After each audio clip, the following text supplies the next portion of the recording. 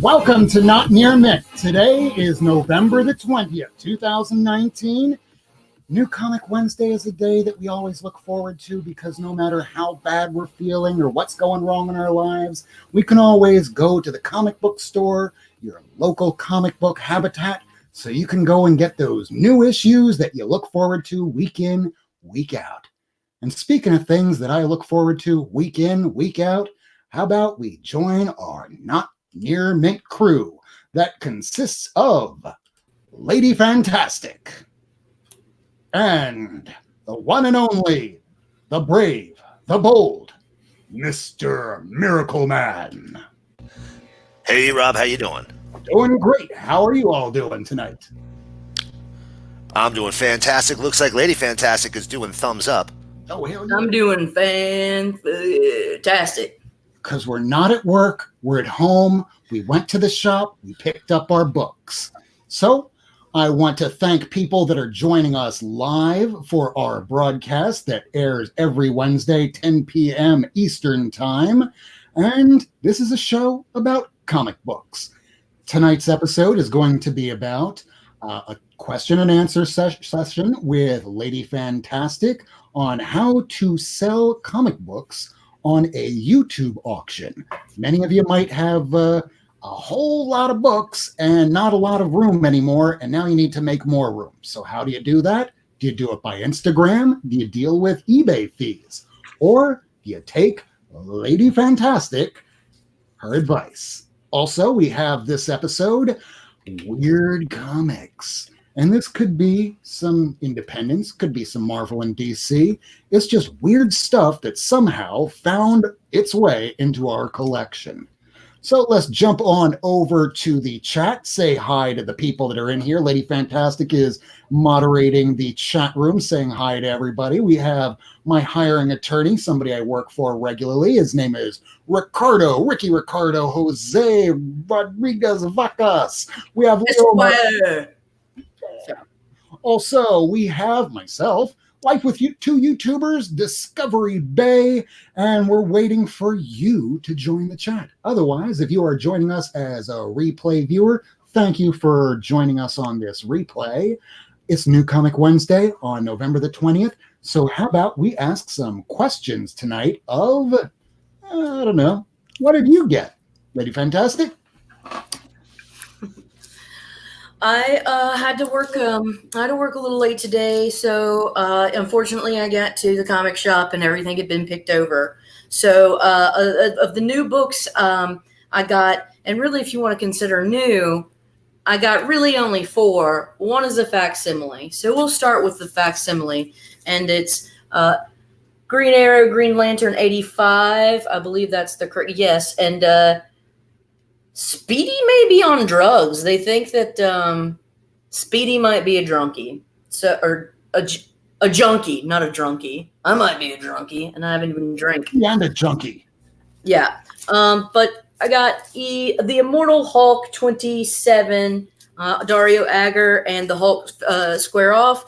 They didn't have the Captain Marvel 12 that I wanted, so to make myself feel better inside, I got the Captain Marvel with the Flurkin Carnage because it's cute and a little scary. And Miss Kitty acts like that when she's in an asshole mood. So I really like it. And King Thor, Gore is back. Such a great character. Oh my goodness. I'm very excited about this. Yeah.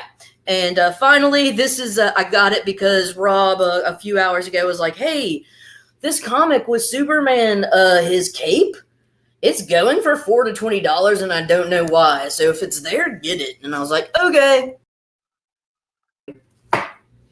And you read this issue, so can you tell us why, if any reason at all, why is it going for a little over cover price to almost $20 on eBay? Any reason? There's really no reason on this issue, guys. I would not spend anything. Wait just a little bit. You're going to get this book,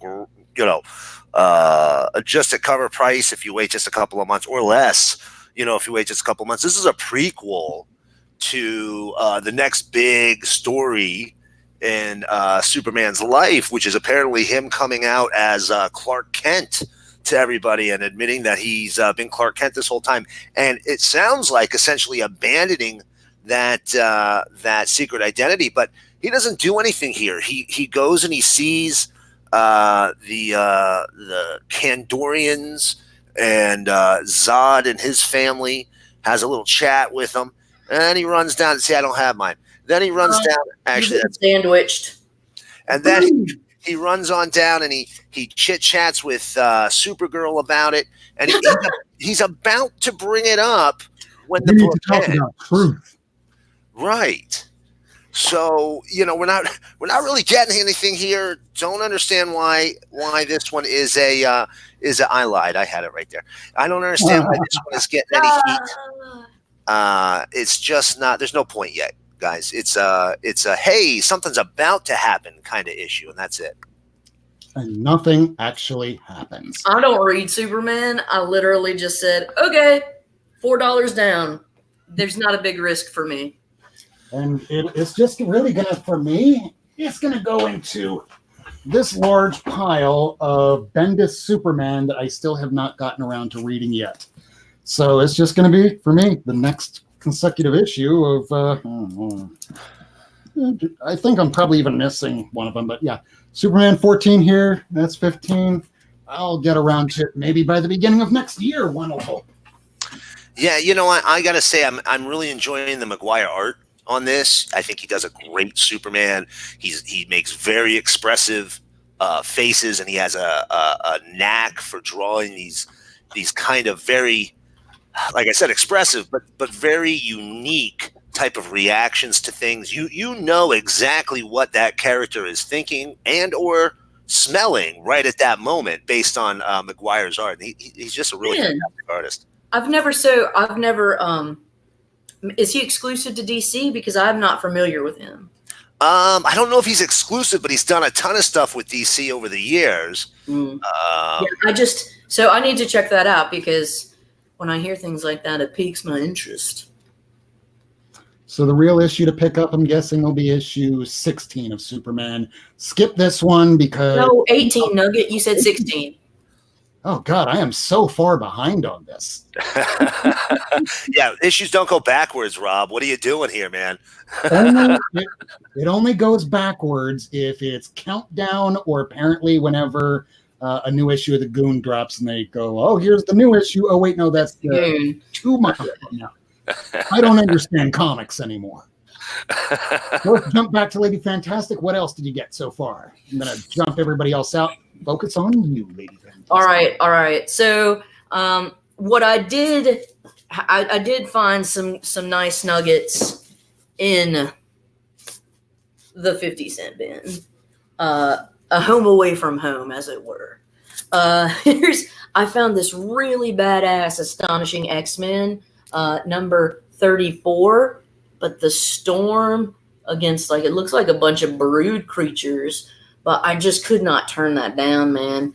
And I got an X-Men number 9, and it's just got a bunch of fierce ladies on it. They don't take any you know what I'm saying? And so I found a couple of amazing X-Men number 4s with Wolverine just kind of frozen. I think that's great. And Earth X. Yep. Number 2. Earth X number 2. And the Mighty Avengers number 1.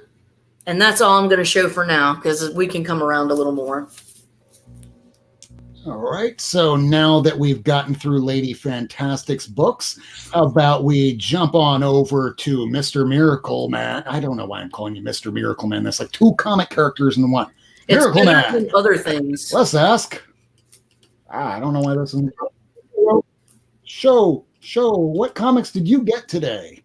What comics did I jump get? us 2 out so you can have the floor. Fantastic. Thank you, Rob. I appreciate that. Got quite a few comics this week. This was a really good week for comics. First up, I wasn't planning on getting this, but I did pick up this first issue of The Question. Just started reading it. This is the Lemire cover. That 90s Question title never really appealed to me. I've got bits and pieces of it. I have the Rorschach issue, issue 17. I have the first issue, the last issue. But the series just never really appealed to me. The Question as a character, not one of my favorites, but I thought it was worth a shot. Black Label, they've been hit or miss so far, but worth it to give it a try. And this is one of those weird books that Dennis Cowan did the pencils and Sienkiewicz did the inks on this. So it looks a little uneven because the two styles are wildly far apart. Yes. But you're right. But it's very reminiscent of the Question series in the 90s. It doesn't look really far off from the way they did it. So they're presenting it, if you were a fan of that series, they are presenting it very similarly. So we'll see where it goes. Like I said, I've thought these Black Labels have been kind of hit or miss. I think the upcoming Wonder Woman one has the potential to be the best one yet. Last Night on Earth, that's been fantastic so far. But I thought I'd at least give it a shot. Then I grabbed No One's Here. This is from Cave Publishing. I've been talking about this one before. Jim Kruger exists in the same universe as his Foot Soldier series. Really, really fun. Last issue of the mini-series.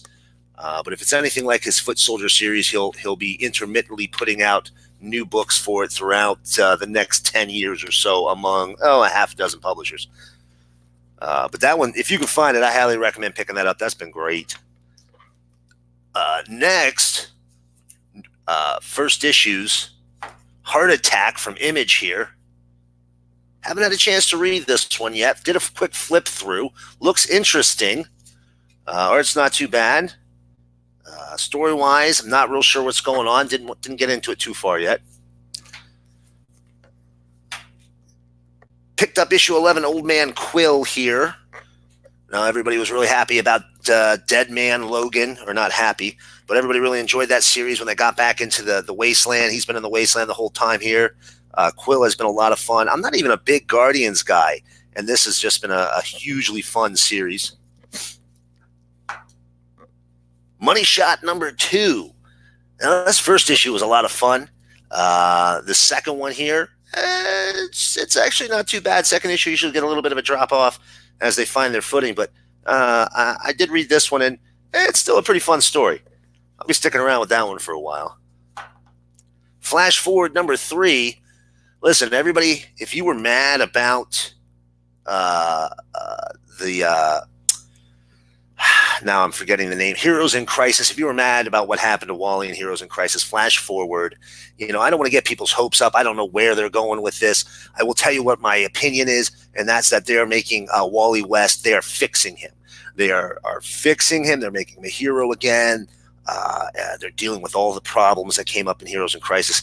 And I'm telling you right now, at the end of this series, we are going to have Wally's kids back one way or another. I do absolutely not believe that this series is going to end without him getting his kids back, because that's the only way he's ever really going to be healed after all. Another new issue, He-Man, Masters of the Universe. Another new first issue, Masters of the Multiverse. So listen, this is kind of like, if you ever saw that movie, The One, I think that was Jet Li, where one version of him went through the multiverse, killing all the others to absorb their powers. That's what this is. Don't expect any groundbreaking storytelling, but there is some fun parts to it. I don't want to give any spoilers away, but I read the first issue. It is. I will stick around with it. It was a good first issue. And this is He-Man, these two, the first appearance, as well as the new series starting where you can read He-Man before the Dick fart jokes and the Star Wars references from the new Kevin Smith series that's going to be upcoming. So read pure He-Man. Pure He-Man. But this was really good. I read through this and I kind of had an idea where it was going right off the bat. Like I said, there was nothing groundbreaking in the storytelling or anything like that, but it was fun, and there were a couple little twists and turns. I have been dying to get my hands on this 2099 Alpha. The 2099 event is kicking off. There was also a Fantastic Four 2099 that came out today. That's in the bin. I didn't grab it yet. Didn't get a chance to read it yet. Going to read that one tonight. But I've been intrigued. This is the 80th anniversary for Marvel, and it's 80 years until 2099. They're kind of making a big deal about it, like it's like the Dan Didio's 52 in DC. They seem to really be stuck on that 80-80. So let's see what they do, but I'm into it. I'm definitely going to be reading this one until it's done. Pretty Violent, issue number 4 here came out. If you liked I Hate Fairyland, you should be reading this book. It's a new superhero. It's 4 issues in, so I'm going to spoil it a little bit and say He's the bad guy. She's the bad guy.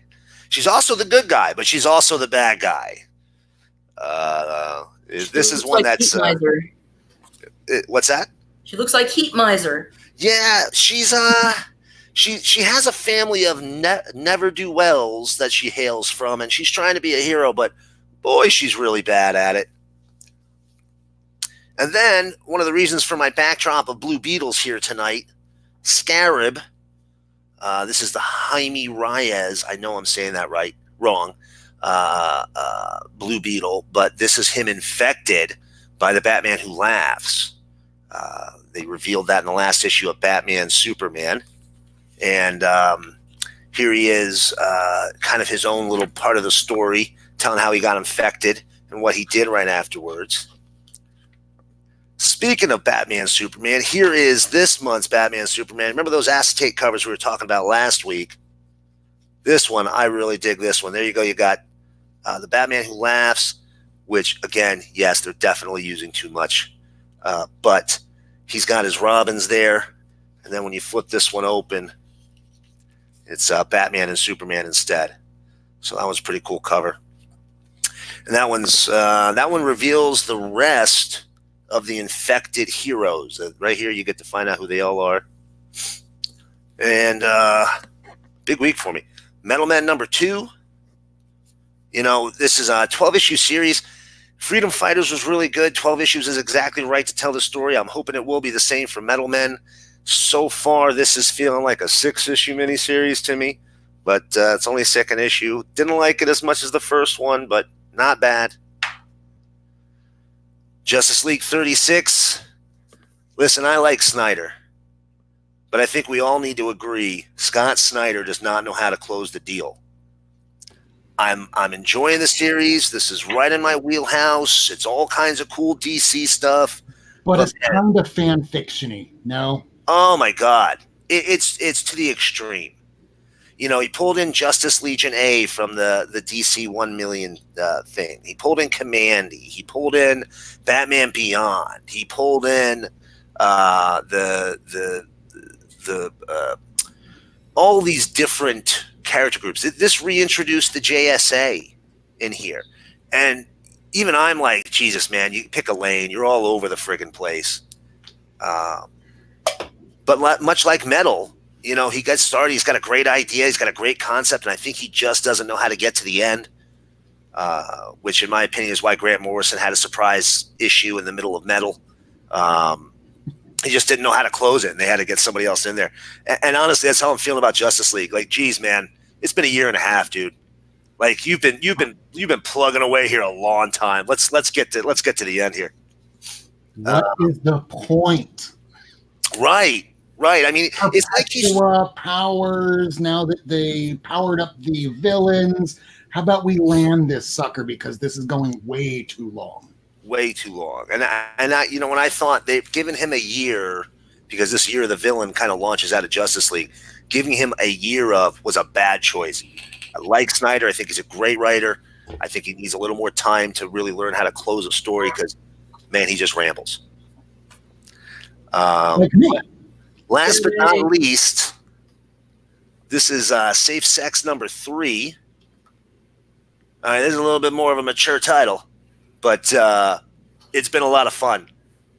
Very unique, very different, kind of a dystopian society of the future where sex is kind of outlawed. And, the rebels, the resistance movement is all sex workers. So it's kind of a very different type of story. But that's it. That's what I got. Was Safe Sex the series where it's in the future and is kind of a little bit like the what is it? That series that's on Hulu, combined with a little bit of okay, now we're doing some Kafka. So it's not as extreme as a Handmaiden's Tale like on Hulu. I would say, and now this is going to be the worst point of reference I could give you in the history of points of reference. However, I feel our audience will be right on board with me on this. Everybody who's ever seen Escape from L.A., not Escape from New York, Escape from L.A., that government is essentially the government of safe sex. By and large, authoritarian, religious conservative, very controlling, everything's a sin. And in that type of environment, I think we can all probably readily admit that sex workers would probably be at the forefront of any revolution. Got to get through a battle. Right? One orgasm at a time. And when the battle's in your pants, you need sex workers to get you through the trenches. And then you need to file paperwork afterwards. Okay. That's apparently the story on this. I don't know. I could be wrong. Oh, yes. Oh, I see what you're saying. Yes, there is a plot point where if you're a married couple, every copulation requires registration to a central database because you're only allowed to do it to have kids. I'll make sure you're not enjoying that. You can have sex. It's kind of like how a Catholic parent would say, sex is wrong and dirty and disgusting and vile and putrid and awful, and you should only do it with the people you love. So this is like safe sex, subtitled, i.e. the Catholic Church. That's pretty close. Yeah, I never really understood that. You know, even if you subscribe to that entire concept, why would the thing that creates new life ever be considered dirty or wrong? Even if you're not doing it to create the new life, it's still the thing that makes it. Because humans create social constructs to control the populace, and it's retarded. That's very true, but we are in a comic book show, so maybe we should be... That is going to be part of one of our subjects tonight. So do you have any more books, or should I show what I got today? The only other new book I got today was Batman 83. We're marching our way to the spin-off to Batman and Catwoman, or Catwoman and Batman, whatever they're calling it. This has been a very enjoyable series. I am, however, ready for it to come to a close with this storyline. 2 more issues, and then he starts writing Bat and Cat. Yep. Unless he kills Cat. I'm going to get through killing Cat. I haven't seen a body yet. I don't believe Alfred's dead. No, Alfred can't be dead. And it seemed like it was a different multiverse or something. Yeah, even if exactly. It could have been any Alfred. I don't buy it. They can Rick and Morty that shit and then just grab another Alfred from another timeline and hey, there's your skinny Alfred back again. Or unless you want a fat Alfred. We haven't seen him in about 60 years or so. That's true. I think the last time we saw him was a 0-hour event. Yeah, that's damn. It's been a bit. Yeah, you got me on comic knowledge there. Maybe he went on the Atkins. I would hope so, because that one was rather portly and it didn't look like he had long to go. Or the gastric bypass. But just to bring that up real quick, I saw death threats to Tom King based on Alfred, and I just want to say, if you are invested in a fictional character to the point where you are willing to threaten a real human's life, you need to do something different. You need to reevaluate your priorities. He was a CIA agent. Right. He was a sniper for the military. He's a Billy Badass. Has dropped bodies. And for anybody to go, I don't like your Batman, I'm going to threaten your life. That man will drop you in a second. And for the fact that he did a convention last year where he had this guy, security guard, 7 foot tall, and just a tree of a man to protect him. He's like, dude, you know I was in the CIA, right? It's just that's my job. It sucks because he has written really great series that I've read of his. I think he's done really great work. I have not read his Batman, so I can't comment on that. I've heard that it's not that great, but I like it.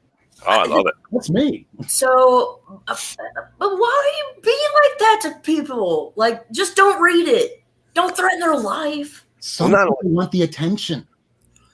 Well, yeah, but not only that, as somebody said it right in here, was it glitter and duct tape? No one really dies in comics, and that's it. Nobody ever dies in comics. If you're mad that, let's say Alfred's dead. Let's just say he is. He's not. Let's just say he is. If you're mad that he's dead, number one, wait for a retcon. Wait for the next writer to walk it back. All you need is the next writer. Right. And you can walk back anything that has ever happened just by going, hey, I just woke up. All that shit never happened. Exactly. And I think that we've learned how fun that can be as we've grown over time in this hobby. We didn't realize we can just bring a new fresh mind in and reinvigorate. I don't know. It's an essential part of the industry in itself. I don't know. Yes, there are entirely new things, but the value of being able to get a new mind, a different mind, but there are so many people that could write for a single character and do good job at it. You know what I mean? I don't know. Maybe it's tangential. Yeah, no, you're absolutely right. I mean, first of all, we haven't seen a body. Second of all, just wait for a retcon. And third of all, these are fictional characters, people.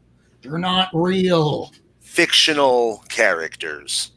So, I want Alfred to be alive. I wanted Wally not to kill Roy. But you know what? Roy's will pop up again someday. They're already undoing Wally killing everybody and losing his mind. If Alfred's dead now, wait a couple of years. Comics is one of those hobbies that if you've been in it for 20 years, that's a long time in people time. It ain't a long time in comic book time. Yeah, for new readers just jumping on board, it's like I was talking, I think, last week, where if you started reading comics in the 60s, Barry Allen is your Flash. If you started reading comics in the 80s, Wally West was your Flash. 90s, Wally West was your Flash. 2000s, still Wally West, and now back to Barry Allen. So it's whoever's jumping on board right now, that is your time period for, hey, this is new to me. This is how it's always been to me. But there's this whole history that you can learn about or not. It's your decision. Right. Just don't take it out on the creators. They don't make that much money, a large breadth of them. Most of them don't even have health insurance. The vast majority of them don't have any health insurance. So Absolutely. we're about 28 minutes in. Let me show what came out this week so we can get rid of that stuff so we can start talking about Lady Fantastic's auction and you with not how, but all these weird books that somehow found its way into our collection. Yeah. I'm going to jump out to just my screen. If you guys want to chime in, since I can't hear you when I'm doing this, just wave your hand in front of the camera and I'll pop you back in. So here are the books this week, as I always do. What is in the briefcase? I did not put them in the briefcase because I got way too much. So I didn't read anything this week. Makes it easier to just go, this is the new issue, and this is the first appearance, whatever. Done. And weird comics and Q&A with Lady Fantastic. So here are the books. I'm jumping you guys out. One moment. And hi, everybody. I'm Rob Wurst, and these are the comics that just came out this week. These are the comics on my desk. So we have, for this week, 2,099 titles that I will probably not read. Absolute Carnage, issue number 5. It is the final issue of the series, and what I know, Dylan does not reveal himself to be anything yet. 34, don't know anything about Amazing Spider-Man on this issue yet, but I'm pretty sure that that disgusting little bug creature doesn't really fight with Spider-Man. 26, the Star Brand is back, haven't read it. Tiani Coates, number 16 of Captain America. Captain Marvel 12, where we now have a dark version of Carol Danvers. Disgusting little bug creature. Yeah, Lady Fantastic know what's going on. Deadpool issue 1, the variant cover by David Finch. I will probably read this and not get any more issues because Deadpool just doesn't seem to move as a book. And by that, I mean story. It doesn't seem to have any significance with story. Excalibur #2. I'm picking up all the issues between 1 through 6 of all these new X-Men titles just to find out if any of them are worth reading. Immortal Hulk 27. Looking forward to reading this after the Minotaur reveals himself. Dario Agger, that Lady Fantastic told me about before the show started. King Thor #3. The Return of the God Butcher. Marauders #2 as we continue with Kate. Not Kitty, Kate Pride. Punisher Kill Crew #5, a pretty looking cover. Know nothing about the whole series because I haven't read a single one. Tony Stark #18 of Iron Man. I guess we're in the 2020 Iron Man storyline with the Ultron saga. Now, these are some books I picked up from Frank's Comics today. I had to go back to the store as I was texting with Lady Fantastic and Miracle Man saying, yeah, so I went to the comic shop and I left these there. Yeah, that happened. Like, oh, that sucks for you. But I had to run back and get them, so here they are. I'll pop back in here. So this is the first appearance of Killraven in Amazing Adventures #18. This follows up from Beast's storyline in the same book. So this was that Beast storyline. So after you have Beast turn blue and fuzzy, then they moved on to the War of the Worlds storyline. So put that one back up. Moving on, picked up Astonishing Tales, the first single version of a solo book of Doctor Doom and Kazar. I seem to be picking up a lot of Kazar lately. The variant version of the Black Panther, I believe this is volume 2 by Reginald Hudlin. I picked this up because of the next issue I got in the list, which is the first appearance of Shuri. Got this at a nice price, and if you go to Frank's Comics in Miami, he does have another copy behind the counter. Also picked this up. It was too hard not to. It's a Moon Knight copy of Black Panther. It's one of the keys you can see in your dollar bin digging for Key Collector Comic App. Nightwing #1 of the New 52 series featuring his red and blue outfit. Been looking for this for a long time. Richard Dragon, Kung Fu Fighter issue #5, the first appearance of Lady Shiva. There's a bit of a reader copy because there's a little crease here. I might be able to press it out, but I'm never going to press out that color break. Moving on, Web of Spider-Man #36 in this haul, first appearance of Tombstone.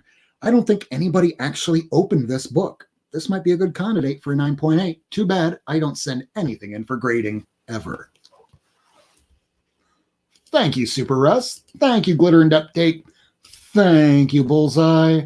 And Bullseye and Bullseye. And Lady Fantastic. Moving on, I got Batman 83, the variant cover. I just preferred this over the regular and the acetate. This I'm looking forward to reading. It is Batman White Knight Presents Von Freeze by Sean Murphy. And Klaus Janson is usually known for being an inker, but this book looks pretty damn amazing. Can't wait to read it. Now, here we have the Batman Who Laughs in Batman Superman #4, which is also consequently the same day and time that this book appeared, which is the first appearance of the Supergirl Who Laughs. I've read neither. I also picked up a He-Man myself. I will be getting around to reading it because this was my childhood in the 1980s. Moving on, Justice League 36. I have the last 4 issues that I need to read, and then I'll be caught up. There's that Supergirl I was just telling you about. And the Superman 17 I was just telling you about. Don't bother with this. This might be a spec book, but there's no apparent reason for doing it. Nothing really happens here. Just a pretty cover. And Crush, I guess, gets a spotlight in Teen Titans issue #36, the acetate cover. And rounding out with the last book I picked up this week, The Question, story by Jeff Lemire, art by Dennis Cowan, and inks by Bill Sienkiewicz. So I will rejoin Lady Fantastic as well as Miracle Man. So the next part of our segment show will be, I don't know. Should we decide to go with Lady Fantastic? Now, Lady Fantastic, if those that don't know, there are 8 people that are still watching this live. And if you're watching, you've been watching for Lady Fantastic's portion of this show. How do you YouTube auction a comic book? Now, there are many people that do auctions day in, day out. You'll see Theory, you'll see Economics and Comics, Elite Comics 11. There are many people that do these auctions. She's done a few of these herself. So let me give the mic on over to Lady Fantastic. When did you begin to go, I think I'm going to do an auction, and what did it take to put it together? August the 1st, I think it was I either had on my first auction on September the 1st or August the 1st. I can't remember which one, but I had met Shortbox Padawan, another YouTuber through Economics and Comics auctions. And so that's how I decided to have my first one. But the thing is that I watched a lot of auctions. Okay. I tried to learn a lot, and we planned a month. We took a month to plan, and it was still like tough, but I just had a lot of books, and it's fun to find books for other people. And if you go into it, I went into it with zero expectations. Because if you go into something with zero expectations, you are always going to be pleasantly surprised. So don't, count your chickens before they hatch or whatever. But go in wanting to have fun and laugh and present books that you think that people want. And if you don't know or think you have questions about what books people want, just watch some of these videos. You can go to CBSI, go get an Overstreet price guide. There's so many different ways. Go watch Rob, listen to Komoda. There are so many resources where you can find trends, and just knowing little things can make 50-cent bin dives worth it. And you can do an auction and then further perpetuate your own hobby. You know what I mean? So it's just fun. And also, you need to establish certain things. You need to establish trust within the community. I didn't go in and just have an auction. I watched, I participated in, interacted with. I mean, you have to establish a sense of trust, I feel, because, certain people do fucked up things. You know what I mean? And after I felt like I was comfortable and people within the community were receptive, that's when I decided to have one. And just go in and have fun. That's all I can say. The details, it's always good to have a good tracking system. Watch other auctions and watch how they track. Okay? So, don't drink beer when you do it. Because my first couple of auctions, I drank, and it was just much harder than the last auctions.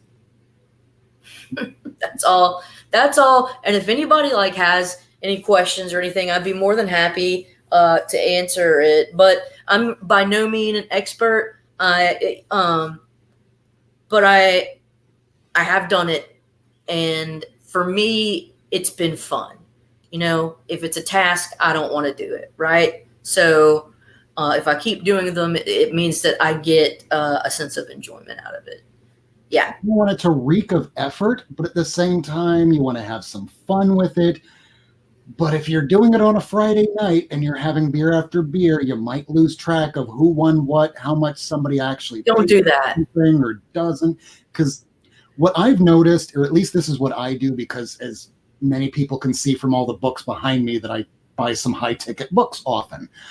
So I would have 3, 4, 5 windows open on my computer. So I have no volume on. I'm just paying attention to whatever the books are being shown on screen. So when I'm looking at these books, if I'm going to buy something, I would think about packaging them. So I know that when you have sold these books, that you had to spend almost an entire day just doing nothing but bagging, boarding, boxing, labeling them correctly. And where do you get your goods for sending these things out? And how would you recommend boxing up these books, whether it be 1 or 2 or say an entire series of 25 books? Okay, so there are a couple of things that I do. One is I save my Gemini mailers. You know, you get in, but just save them, okay? Because just if you're going to have an auction, duh, and they're free. So yeah, that. Second, Amazon.com actually has lots of different sized mailers that you can go and buy in bulk. And here's what I do to get even better deal.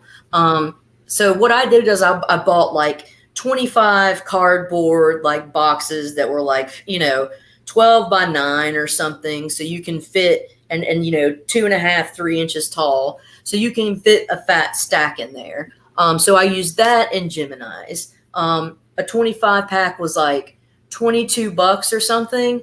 But if you go and look for the ones where it shows they're like damaged, like Amazon warehouse, they say it's damaged. It's not damaged. The packaging's damaged and the goods are totally intact. And so you can get it for even cheaper. And so that's what I would do. Amazon offers all different kinds of packaging in different dimensions that fit your comic wants and needs. That's where I get my stuff. So overall, when you send these out, and I guess when people finally receive them, have you gotten any feedback on Instagram or your YouTube page? I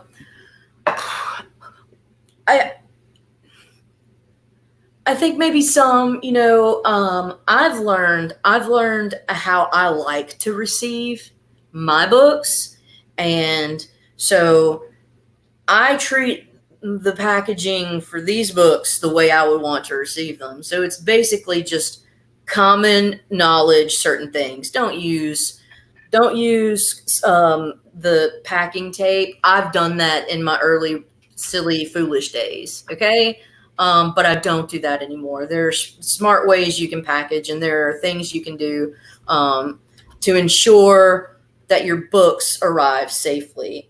And they are all pretty common sense. And if they're not, I'd be more than happy to talk details through Instagram.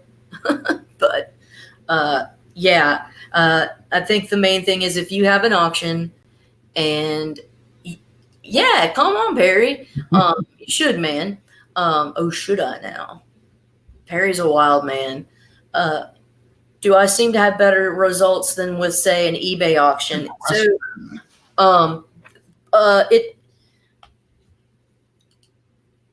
I don't know. I don't know if I could directly compare because this is an auction for mini, and like an eBay auction is I've gotten really good. I've sold I'm a Nintendo dork. All right. Video game or whatever. And I've sold GameCube games on eBay and gotten a really good price. The only thing is they take like a 10% cut.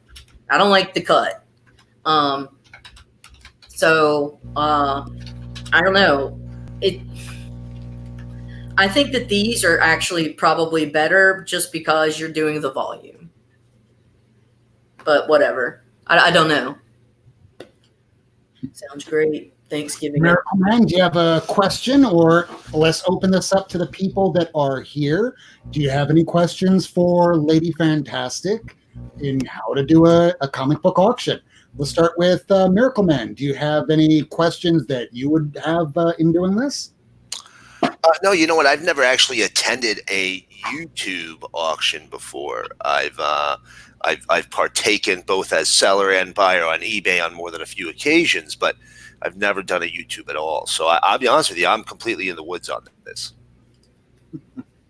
Give it a watch sometime, man. There are tons of them on. Yeah.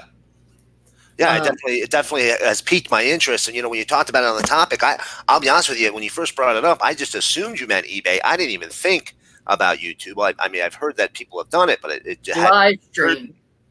Yeah, it hadn't even occurred to me. So you do it all as a live stream, and do people just comment in the comment section, say, "Hey, I'll pay this much for that"? They bid.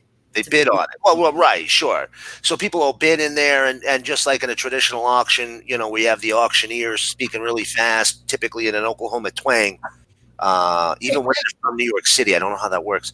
But so, people are bidding on them, and you just converse through YouTube for the shipping and for payment. I imagine like either PayPal or Venmo or something along those lines.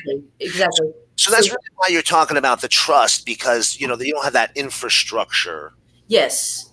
So that's the thing. Like, I want people to be able to know that that I will do what I say I'm going to do. Okay, I'm not going to dick people over. That's the trust thing. So yes, it is a trust-based system. I mean, unlike eBay, where you have a seller's rating, you get a 1 to 5 stars. This is YouTube. Instead of somebody giving you a low rating, someone's just probably going to troll you. You're going to just lose your reputation. You'll just be fucked. Like what? And nobody wants that. Why would you do that? So it's like, do the right thing. I don't know. I've never seen a case, and maybe it has happened, where some people have like auctions and the person never sends it. I don't know, man. And it has to have happened because people do shitty things. But like I say, to build the reputation and to, interactions of trust, so that, hey, this person's not an asshole, right? That's the kind of thing. And, it's a calculated risk, like most things in life.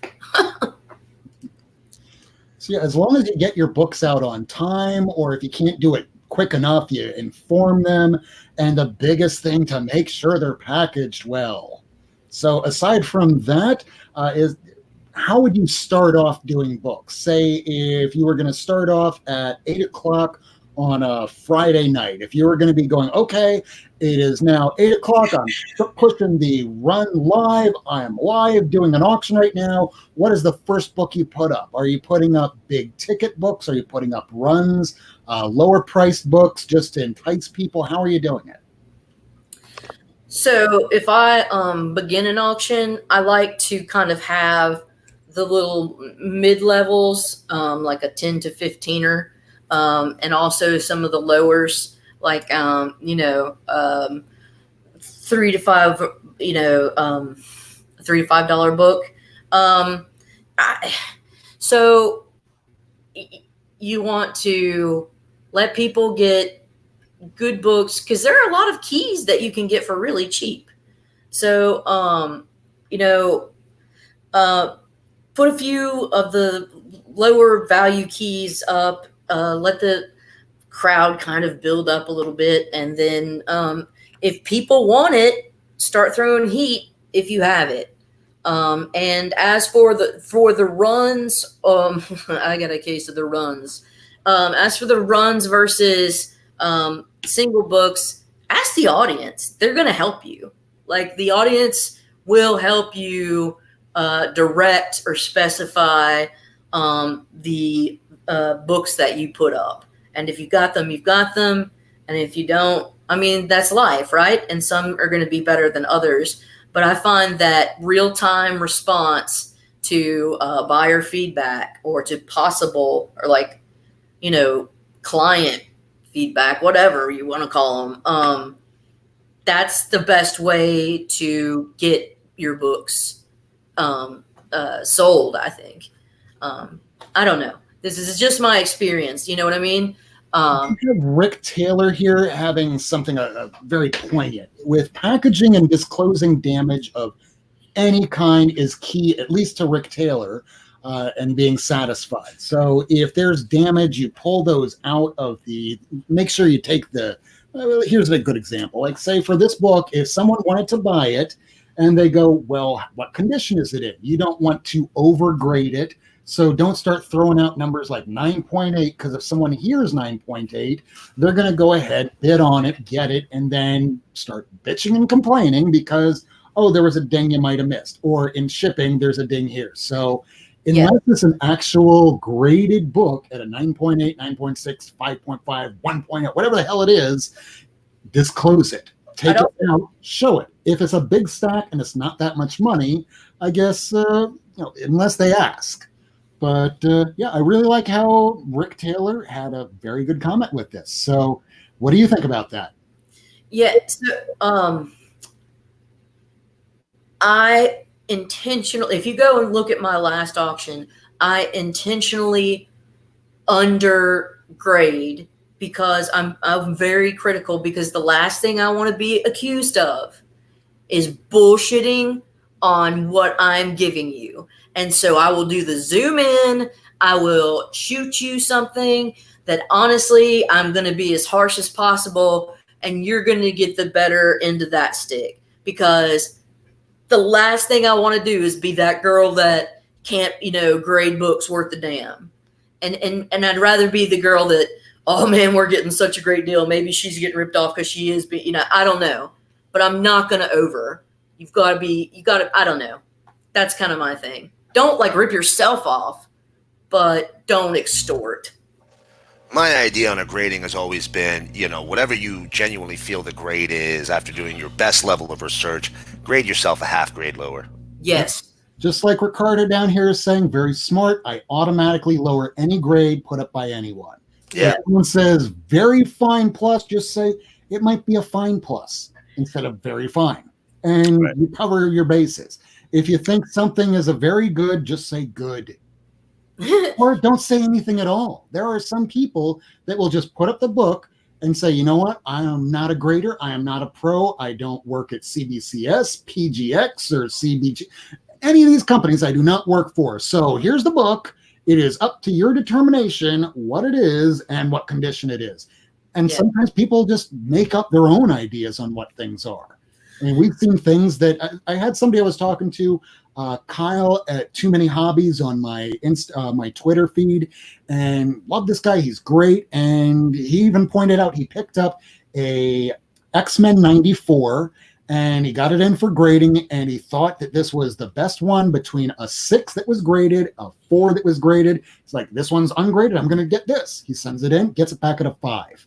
So just because we think that something might be higher, when you send it into the pros, it doesn't matter what I think. It doesn't matter what you think. It matters what CGC or PG, whatever they think it is. And none of them can coordinate either. So if they can't, I sure as shit can't. Yeah. But I will also say that a couple of times I have done the other end of the spectrum where I'm like, dudes, I do not see any flaws in this. I put it up to the screen, and I'm saying this is a candidate. And so, but I really only do that in times where, and I'm scrupulous. I'm a scientist. I notice bullshit. I notice flaws. So, but there have been books that have been so nice that I've gotten before. But yes, always be critical if it's not perfect. Low grade, mid grade, high grade. And there's no such thing as perfect. There's really only 9.8. But that's this Batman Dan, because here's the thing. This is what I've said. This is how I use. I have a 9.8 slab, and I compare the books that I have and to that 9.8 slab, because that fucking slab has flaws, and it's a 9.8. And so I use that as a rubric. Okay.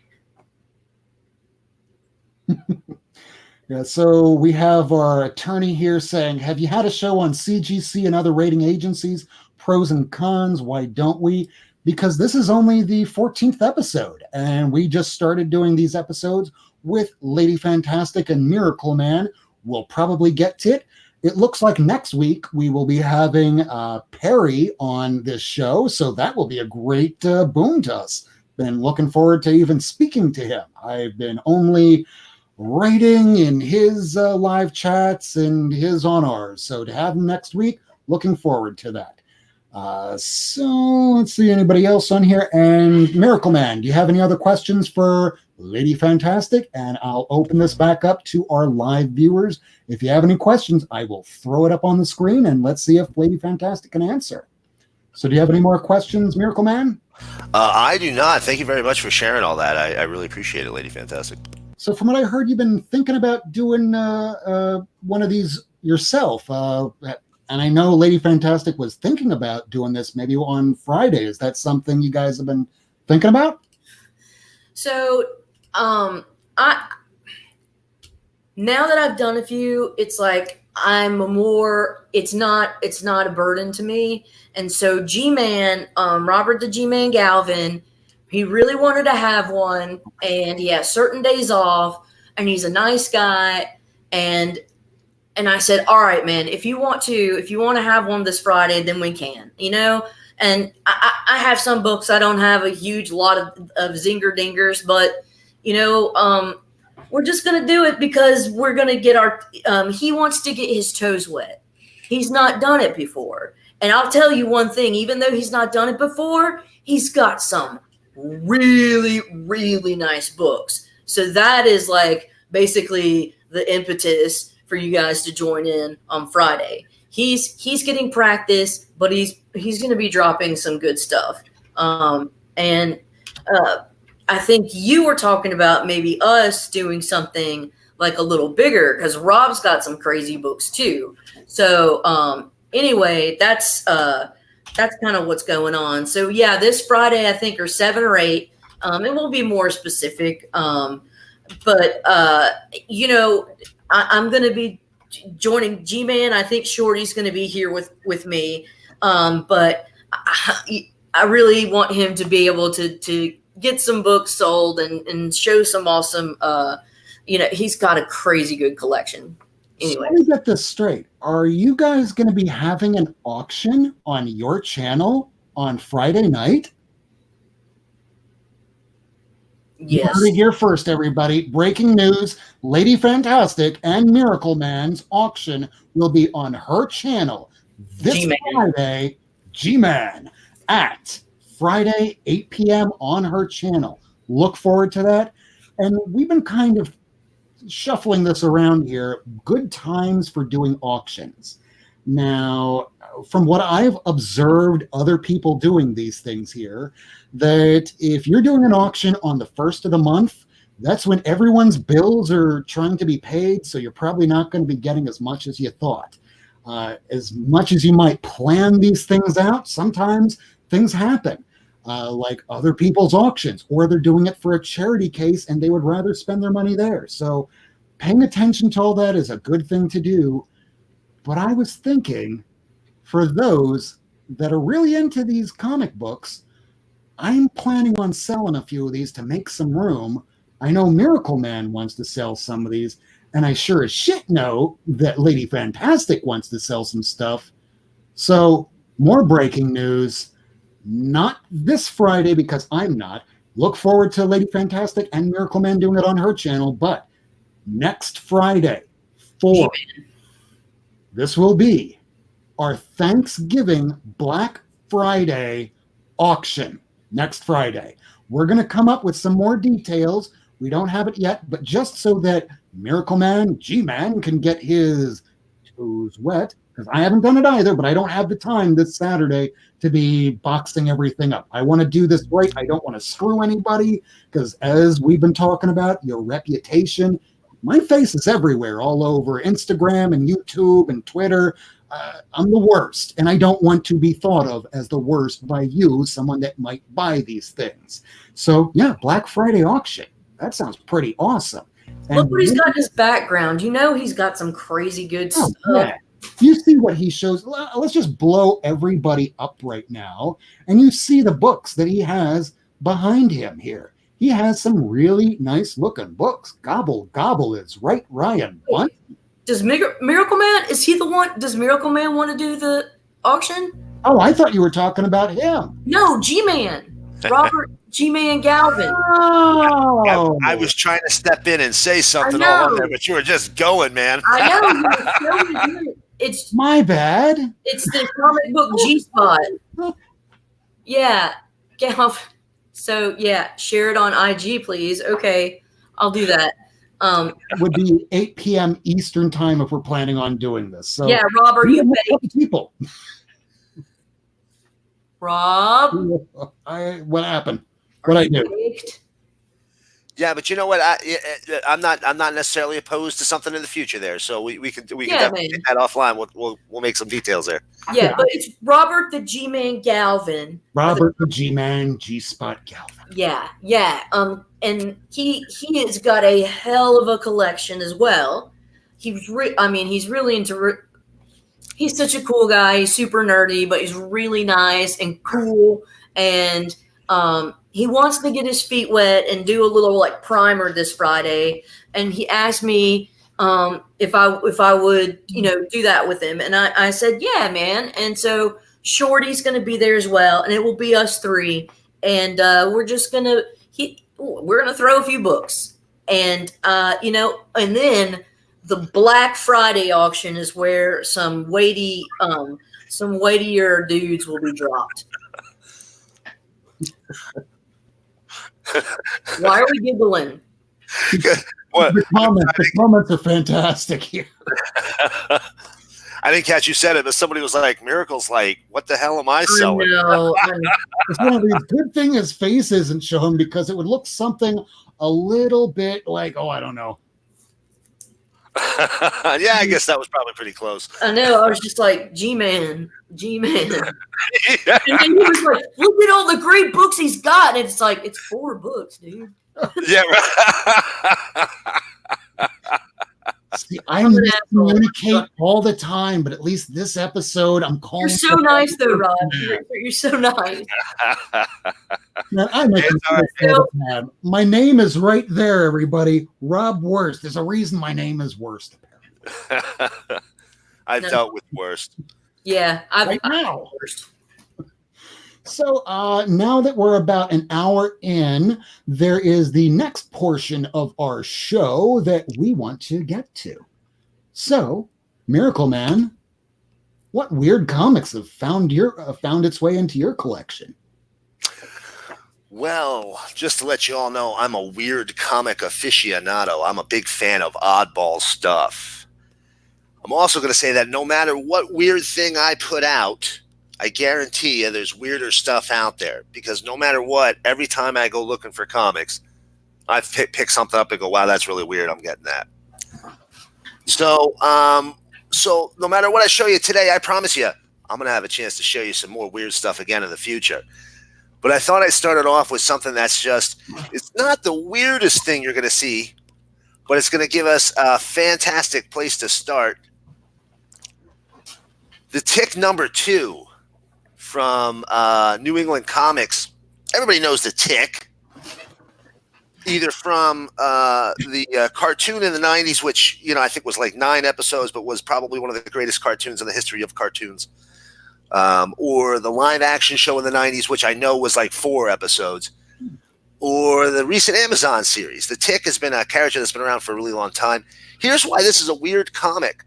This comic is not damaged. This comic is supposed to have a hole right here on the cover. Magazine size, not magazine size, Golden Age size, a little bit bigger of a book. And this here is what they call in the printing world a die cut, specialty cut here. What year? But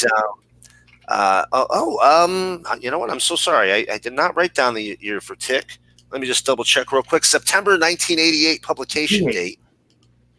Now, here's the thing. This was purposefully cut out. Normally, they'll do this with a special cutting device. and they'll actually build the blades onto it. But they couldn't do that for this, and you can tell that they didn't. Now you won't be able to see this on the camera, but this is hand cut. Every one of these issues that exists was hand cut to remove the square, and you can tell because you can actually see the X-Acto blade knife edges as you go into the corners.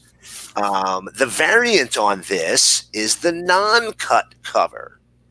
If you happen to find an issue 2 of the Tick and this is not cut out, that is a print error, and it is exceptionally rare because the second Tick issue here, I think, had a print run of something around 4,500. Wow. And that's an error. So very few of them out there. If you find it, definitely a book that you'd want to take home with yourself if you're at all a fan of oddball books. The die cut one's awesome, but the not cut one's awesome because it's an error. Have you ever heard of a comic book called Jab issue number 3? Jab. It's not ringing a bell at the moment. So this is a comic book that rather than do a die cast cover, gatefold cover, they took individual comic books and shot a bullet through the center of the comic book. Oh yeah, they did that. Page was like that. It was a Malibu book that they did that with as well, where the bullet went through the whole story. I think, was it the ferret? Yeah, there was Protectors from Malibu that was like that. Yeah. And that bullet hole in that one, actually, they made it work for every single panel that it passed through. I don't know about the other books, but they did it for that one. And that was very unique at the time and probably a real challenge for the printers. Because I think it also had a head-shaped cover. I should have grabbed that one. I know I have that issue. I just remember seeing it in Key Collector app and going, so somebody's going to be buying a really damaged copy of something that you could probably buy in almost any comic shop in Miami. Only the bullets are probably not meant to be there. Right, they're accidental bullets. Did you want to go Miami? Did you want to go next, lady? I have, these are the odd books that I have. All right. So first, it's kind of bothersome just because it looks a little weird, but it's an Oprah Winfrey female force. No idea what it's about. I haven't even cracked it open. I don't want to know what it's about. It's weird. I don't ever want to see a comic book about Oprah Winfrey. I'm sorry. Maybe that makes me a bad person, but I'm putting it out there. Tales of the Jackalope number 2. So there is a story in the back of this book, and it has a conversation between Mark Twain and Bill Gates, and these little jackalopes he's like watching and listening them to, going back and forth. And it's about like values and ideologies, and it blew my mind. That's weird. It's a weird book because it was so like insightful. And then I got these radically rearranged ragdolls. So these this is from the Eastman book he wrote about like his life or whatever, and this is the comic book that the character in his comic is working on. And but he actually released like a full issue of the radically rearranged like Ronin ragdolls. So basically these little guys, they're outside of a little sushi restaurant, and the little man and woman that own the sushi restaurant, they get attacked by some muggers because it's that in an alley. They're like emptying trash, and these 4 cats like kick their butt, and then and then they take these cats in, and instead of being pizza dudes, they're ragdoll cats that dig sushi. So it's hilarious. I don't know, it's great. Solson's The Bushido Blade of Zatoichi Walrus. Completely bizarre. You've got a walrus that is wearing a blindfold with this poor helpless dame, and they're fighting some ninja ducks, because why wouldn't they be fighting some Daffy Ninja Ducks. I don't know. It makes zero sense, but that's weird. This is just weird in the sense that like DC did a Pinky and the Brain comic. I don't know. Like, and what's with the hair? It's just weird. That's why I want it. And just because this is the quintessential definition of weird, like every episode was about some weird shit. X-Files 1. Yeah, that's more of a kind of me being funny. But anyways, this is the Marvel masterpieces. It's just different because these are comics that show the Joe Jusko art from the comic card collection. And it's just like a gallery of like really beautiful images done by lots of different artists that from certain card series. I've got this Meet the Skrulls #1 because, dude, it's a 5-part series that's about a Skrull family. It's weird, but it's actually kind of good. Space Usagi. What the hell, man? I don't know. That's weird, dude. I don't know. Usagi's weird enough, and then you go intergalactic with it, and it's just like, okay. And then finally, it's weird because I don't want Captain America talking to me about crack. Just the drugs issue. So yeah, that's my pile, and I'm sticking to it. I got it. That's it. Oh, those are weird, but man, those aren't even kind of weird. This is weird why I have these in my collection. I've got that one. Different cover though. Gotta love those. I have the same cover. Reason why? Initially, when Devil's Due sent this to me, they sent it without a bag or board, and they sent it in a manila envelope, and it was damaged all to shit. So I write to them. They say nothing. Finally, I take it to Instagram. We're sending something out. 2 months later, hey, look, they finally sent it with a bag and a board and in an actual box. They finally figured it out. So I'm wondering if I got it that way. Jesus, how did other people get theirs when they ordered it? Right. But it was a fun book. It's just that it was an anthology of just political stuff about Alexandria Ocasio-Cortez. And if she becomes president one day, maybe it'll go from a book that's like $5 to $6. I don't know. So I have a few books that I don't even know how these managed to get into my collection. A few of them are a little older. Some of them are a little newer. I don't know why I have this, because unless I got this the day before the movie came out, I probably thought, hey, I can't wait till Batman Forever comes out. Then the movie came out. And I no longer know why I have this in my collection. I know that I must have set several drinks on them, but that's about it. Let's see here. I have Endless Winter #1. It looks like this was a mature title from back in the day of 2004. And I don't know what's so mature about it, but it looks very anime-ish. And it's black and white. You can see that this person just put it out on their own, and maybe they put out a second issue. Maybe they put out nothing else after. Let me know in the comments. Now, this I know is from Ripoff Press. I took this out of the bag and board. This is a ripoff off of Fritz the Cat. And Fritz the Cat, people might remember from Robert Crumb. And Robert Crumb was the man. This you will probably find in a 50-cent bit. But it's weird. It's interesting. And the back cover looks like it's done by some of the people that worked on Love and Rockets. Again, I would not probably get this on my own, which meant that somebody probably said, here's some comics. You like comics, right? Okay. That's how I wind up getting a lot of these things. That happens. Now, I can only show the front cover of this one here. This is Greaser Comics, because the back cover has a nipple and feet in an awkward position. Throw that around. But yeah, this one was from probably 50s, not 50 cent cover, but from the 1970s. Couldn't tell you much about it. Now, here's one of my real old ones here. I think this was the first print because it's still in a bag and board.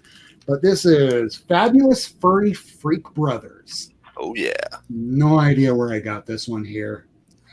I think I had a friend back in college that just said, you know what? I'm moving. You want my stuff? Okay.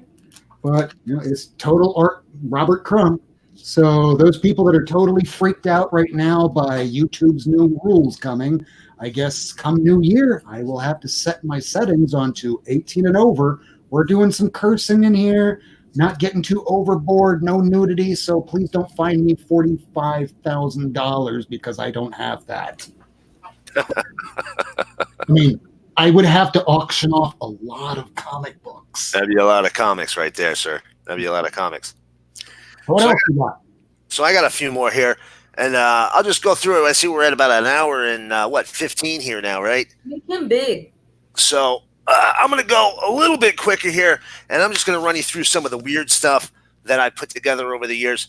So first up, from Blackthorn Publishing, we have the Transformers 3D here.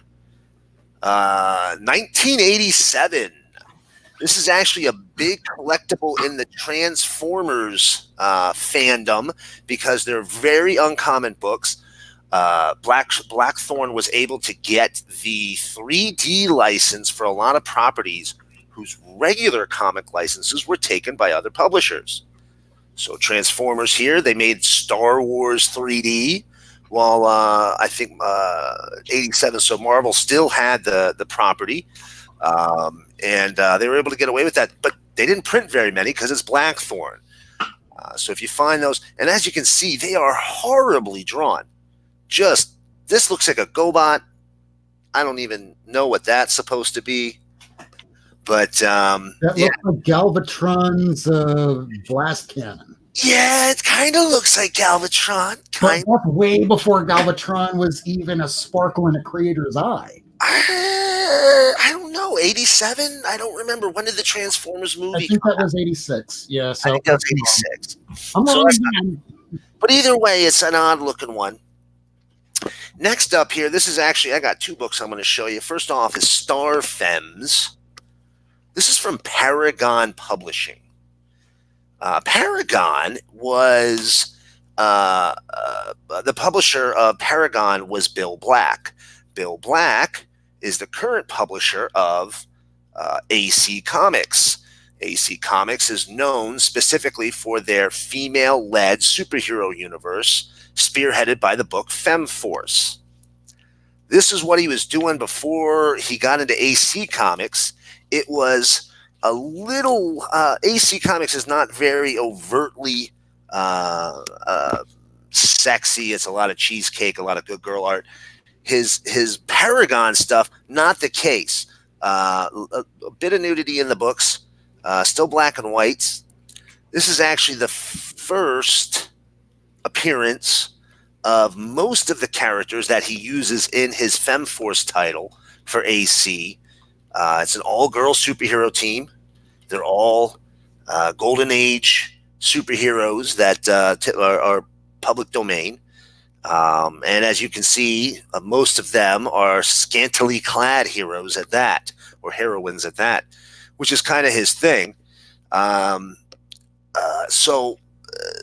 This one, very odd size, but there's a lot of odd stuff in here. There's jungle stuff in here. There's female superhero stuff in here.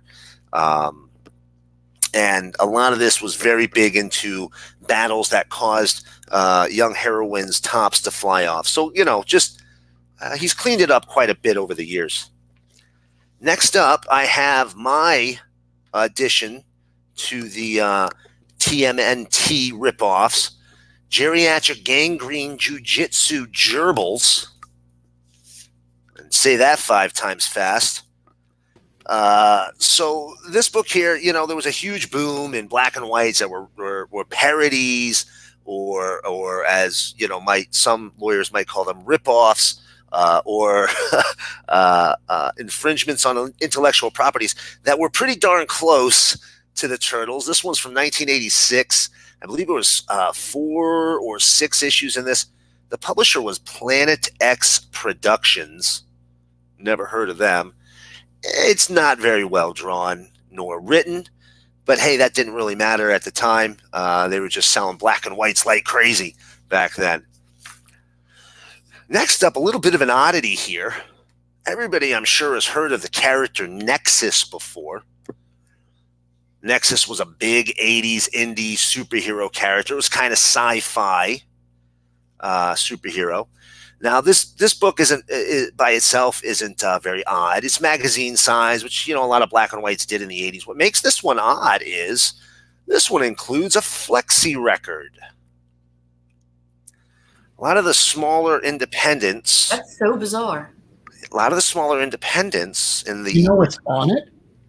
Yeah, absolutely. It is the entire. It's a book on tape.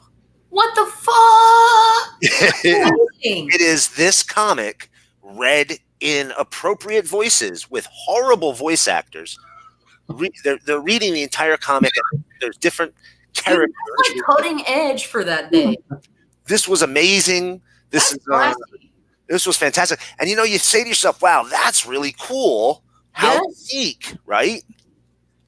Well, it's not as unique as you might think, because Tim Truman, in his series for Eclipse, Scout, did the exact same thing, except his record, his flexi disc, is his band playing a song to read the comic to.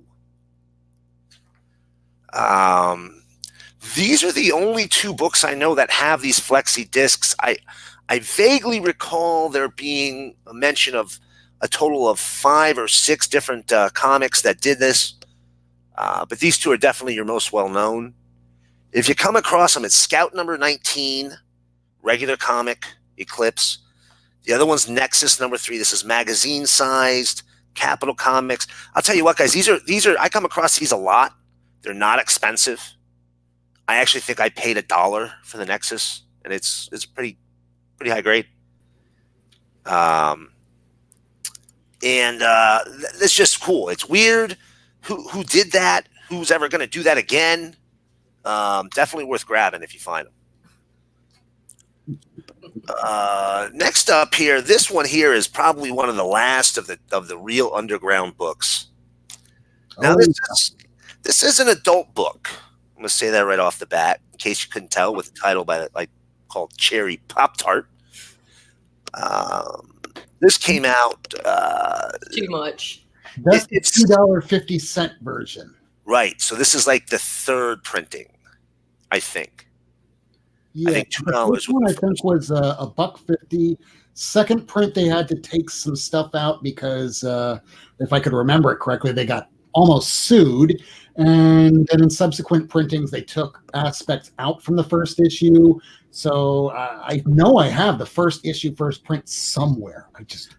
So Yeltser, here's how you tell this. Kitchen Sink, this guy published them self-published for the first, I want to say 14 issues, maybe 12 issues. Then he went to Kitchen Sink, who then reprinted those first 12, 14 issues and then finished it off at 22 issues. I think it honestly took him a course of like 15, 20 years to get those 22 issues.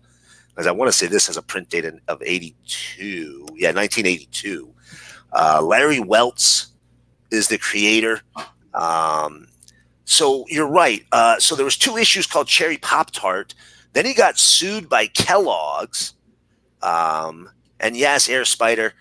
He was later threatened with lawsuits by Archie because it was very close to what they thought was their property. And to be fair, it's really not that far off. Except it's also very erotic the whole time. Did Dan or David Stevens work on this book at all? Because it looks like it's right up his alley. Not that I'm aware of. However, a couple little pieces of tidbits of information here. Larry Welts, the creator of this, did Cherry Pop-Tart 2 issues. Then he went to Cherry up until 22 issues. Then there was a spin-off, which was called Cherry Jubilee, even tougher to find, where he had a lot of guest creators come in and write and draw Cherry stories. And then he did a couple of collected editions, and then he did, and for the life of me, it's escaping me my name in my head right now, but he did an omnibus or a hardcover collection or something like that. And I want to say Neil Gaiman contributed a story. Really? Like a big name. I might be wrong about it being Neil. Please forgive me. My phone died, so I can't look it up at the moment. But so there was a big name that did that in that collected edition.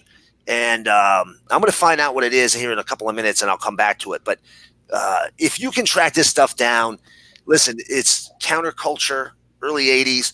There's lots of sex. There's lots of drugs. There's lots of misogyny. There's lots of, I mean, it is this a sexist comic book? It sure is. But it's a lot of fun. It's funny. And, it does occasionally have some political commentary that for the time was very, kind of a big deal for them to be doing. But moving on from Cherry, before we're getting on a long time here, a couple of other oddball things I wanted to show you real quick. Anybody here remember of a series called Sovereign 7 from DC? Yes. Yes. Written by Chris Claremont, originally illustrated by Dwayne Turner. I think later illustrated by Ron Lim. This is the preview book that DC sent out to the comic shops at the time. It's display only, wasn't supposed to be sold. Got this for a birthday present, actually, from a comic shop at the time. This is the letter they sent out to all the stores, letting them know, hey, we're really excited about Chris Claremont coming. And just so you all know who you're at, if you're asking, this is from 1994. They were very excited about Chris Claremont. There was a lot of buzz. This series did not do much for me. It was extra dimensional royals coming to Prime Earth in DC, which at that time there was only one Earth, but coming to the main Earth of DC. Later in the series, Power Woman joins them. That's not even enough to pull their sales up and keep the series going. I want to say it went 30 some issues, which in the mid 90s, a series that only goes 30 issues is an abysmal failure. That didn't get relaunched with 30 number ones. Really, really bad. Claremont written, though, beautifully illustrated by Turner in the first few issues, then later by Lim. Real kind of a bummer that it never found an audience, but it just didn't work for me at all. And we just got confirmation by Ryan Bunty that previous one you just showed was also contributed to by Neil Gaiman. It was indeed Neil Gaiman. Yeah, there we go. How about that? Weird, huh? Although Neil's written some stuff. I didn't. I might talk about that another time. So next I have the Satanica anime storyboard. Satanica was a character in the Verotic publisher, which was Glenn Danzig's comic book company. And this is the actual anime storyboards. It's an art book that shows the storyboards. It's got the acetate for the, which I don't really want to show you because there's stuff on there we probably don't want to see. I'll be fine. Come after me for all my broke money. But here's, it's the storyboards on here. It's some of just the early rough sketches for the cartoon that they had planned for this. I never saw if the cartoon came out. But this here, I've had this ever since that series was coming out in the mid 90s. I want to say this was probably 94 to 96. I can imagine an anime would be extremely expensive to produce for something that Verotic did not have that much money to put out. Right. I mean, this is the heyday of Verotic and Danzig's publishing. Danzig, the band was big. He was putting a lot of money into the comics. He was getting big names. He had Death Dealer. He had a lot of really great artists. Eric Knet, Frazetta working on covers. I mean, Frazetta score. Right. His stuff, it ranged. Some of it was a little rough. Some of it was a little disturbing, but for the most part, there was a lot of really good art and storytelling coming out of it. I don't think the anime ever happened for him, but that there is actually probably one of the weirdest things I think I've ever picked up. Looks a little bit like Devilman. Yeah, well, Devilman is very close of a design wise. So next, I wanted to show you this before we get too far into this. This is not a comic, but this is the gospel according to Superman. Oh, no. Let's hear the origins of this, or at least whatever you can tell us. This is weird, man. So the author of this book, John T. Galloway, I don't understand how he got permission from national periodicals, because this was when it was still national periodicals. I don't know how he got permission from national periodicals to use Superman. In the interiors, there's actually reprinted Golden Age Superman stories in black and white. 41 is actually the indicia on them. Wow. And essentially what this is a theologian going through the Bible and using passages of the Bible or explaining passages of the Bible with Superman and things that he does. I did a little research on this, and the greater consensus, even by, I don't count myself as a religious man, but even by those who are other theologians, and gosh, I hope I'm not saying that to make myself sound stupid, but other people who do this theology, they say this is bad. It's not really bad. There's a lot of really weird graphs that are trying to explain something but are never really very clear. It's genuinely one of the weirdest, most oddball things I've ever seen Superman plastered on before. Who needs this? I don't know. I need my Jesus as well as my Jesus Savior figure in comic book form, despite the fact I shouldn't worship idols. Right. This kind of goes against a bit of the Old Testament there, but hey, what are you going to do? I wanted to show you guys this one just because of this cover. I picked this up out of a 50-cent bin not long ago. This is Comic Reader number 200 from April 1982. And let me tell you what, they do some comic strips in here that you would not get away with doing in a comic book magazine today. One of the comic strips is a very obvious Wonder Woman bunny with her lady friends up top hanging out. But I grabbed this because just look at who is on this cover. It's a double cover. Okay, full spread. We have characters from every publisher that existed before 1982. And that was allowed? Well, they didn't get in trouble for it. I mean, here we got some Archie characters. We got Charlton. This is Nemesis from the ACG group. You have these are Nedor characters, so they were defunct for years at that point. But we have Thunder Agents on here. There's more Charlton. There's Thunder Agents. So I don't know how they got away with it, but there's a lot of really cool characters on that one. And it's just, this is before the internet. How'd you find out about comics? Well, this is how. You bought horrible, pulpy magazines like this. Sometimes they had these really cool covers. And then you just order from the back. Right. And it's basically previews. I mean, here it is. You can see it's giving you previews for the new books. This is actually right around when the Wonder Woman countdown books were happening, where she had all the female heroes of DC in her books.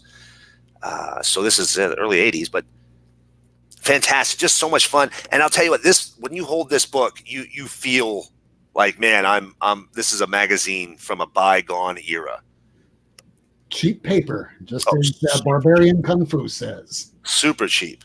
One last thing I want to show you tonight before I let us move on here. I showed you the Satanica. I just found this. That's badass. I have a friend that would die for that. Danzig's Handbook. That is. It is ash can sized, put out by American Recordings, who was his label at the time. This is 19. I'm sorry, I just sworn I had this written down because I had to do some research to find out about it. It doesn't have a publishing date on this, but I want to say it was 1993 or 92. Because it's right before or right as Mother hit. And before Airheads, the movie. Right. And it's weird. They do a day in the life of the band where they follow them around or they write down the things they do. They have this misconceptions thing. Oh, they're Satan worshipers. No, they're actually nice people. And then, here's what they do with their day, what they prefer, they're fun. In the back, they have these weird recipes for like, what is this? There's right here we have recipes for Mountain Mother Mudslide and Thrall bars. It's coming down cake. Pictures of people who like Danzig. Here's Beavis and Butthead. Here's James Hetfield. Like, I don't know. This is just weird. In a good way. Yeah. Very much so. Yeah, so I thought that one. I just found that in a pile of old Hero Publishing mini comics that they were putting out.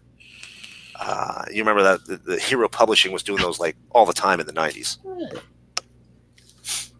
Welcome to the chat, Brian. Uh-oh. We lose Rob? Phil's Comics. I think we lost Rob.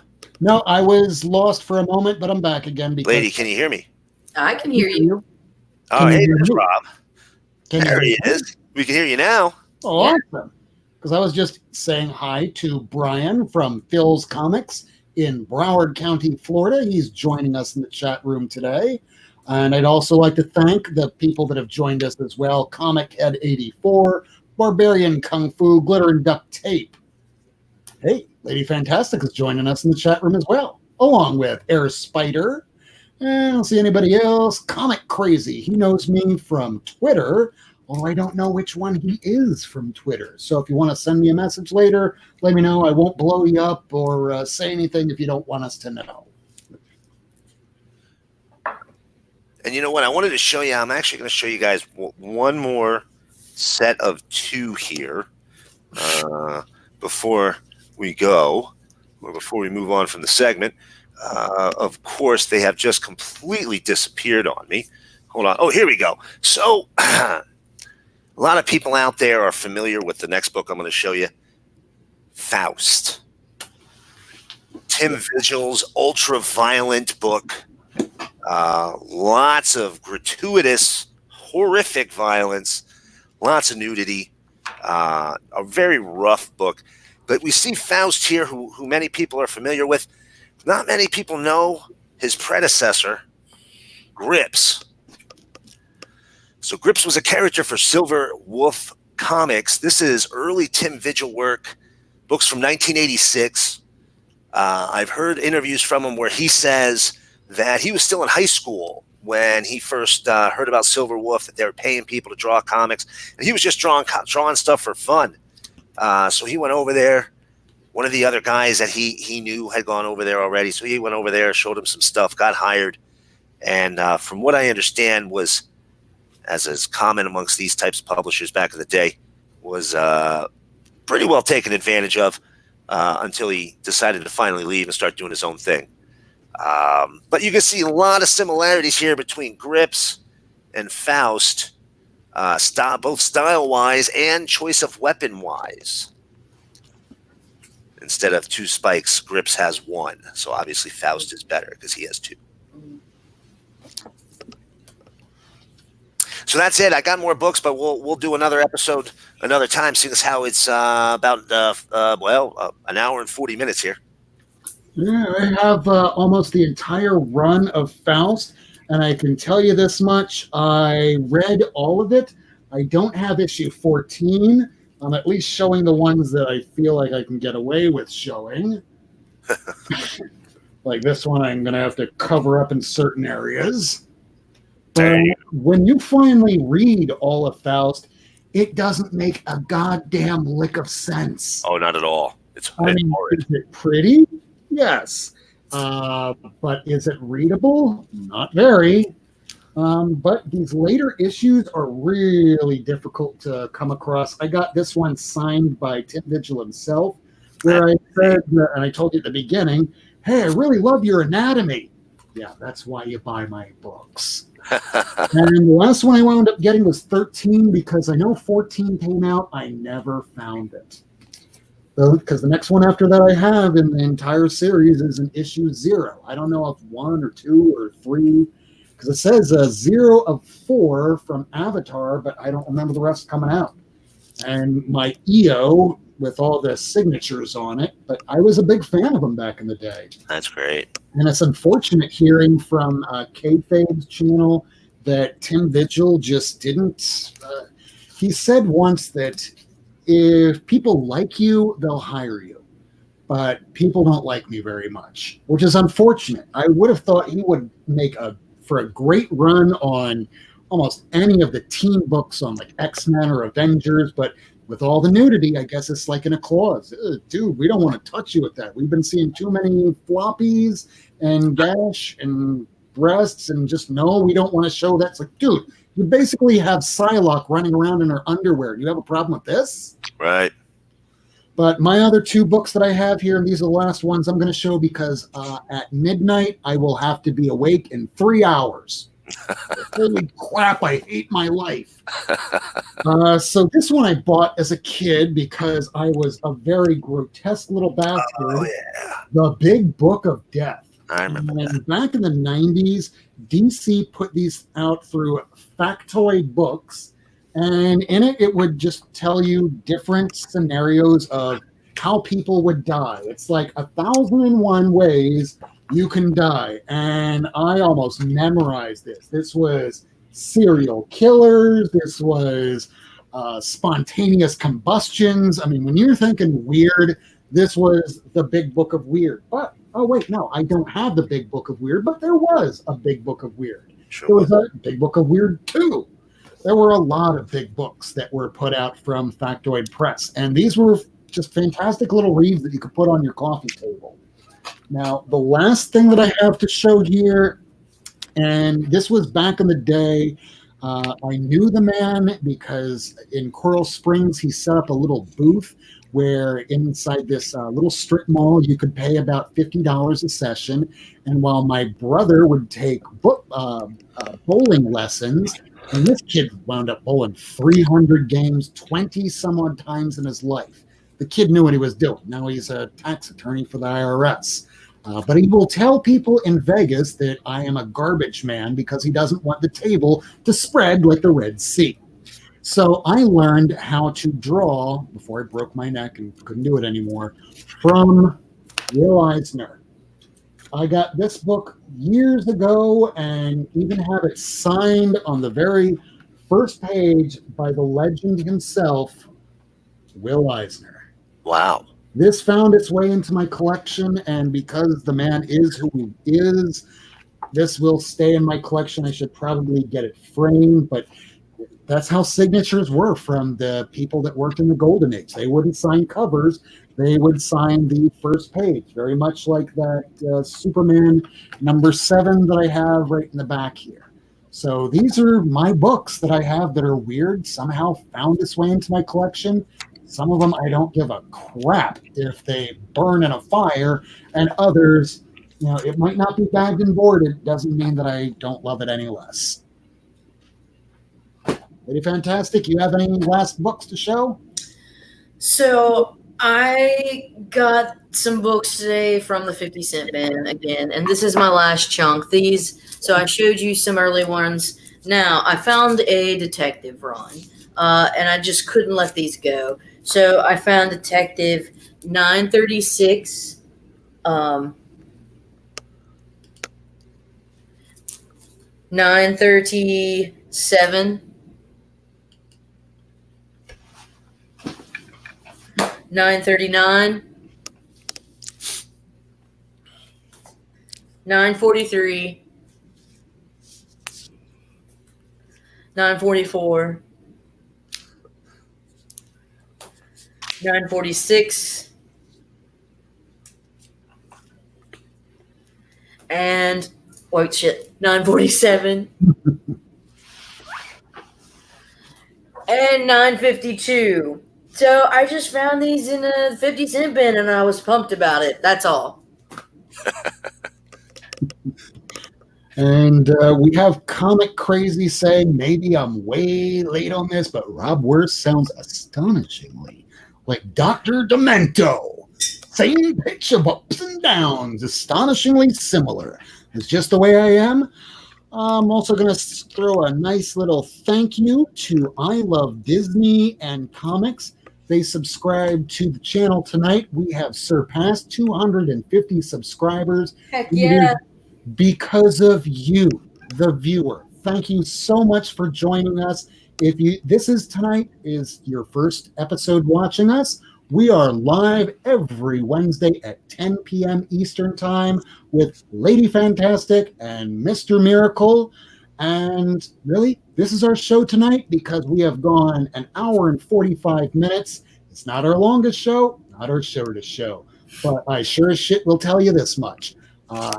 On a day like today, I was almost sent to Key West at 9 a.m. for a hearing, meaning I would have been awake at 3 a.m., meaning I would not have been able to do this show today. I refused several times jobs that would have made me a few $100s because on Wednesday, there is no place else I would rather be than here with Lady Fantastic and Miracle Man and you, the replay viewer, the live viewer, all those that are watching us tonight. Thank you.